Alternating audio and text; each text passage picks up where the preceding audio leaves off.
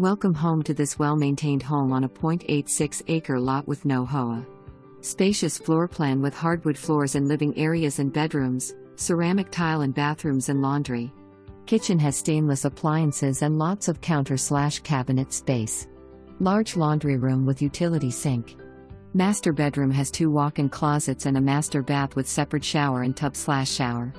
Other 2 bedrooms are on the other side of the house with a full bath in between. Barn door can be closed to provide more privacy for that side of a house. Covered front porch, covered back porch and large paver patio out back.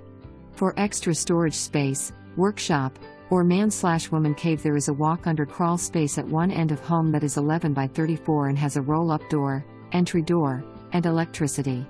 This beautiful home has so much to offer and is in a wonderful location just outside the town of Campobello.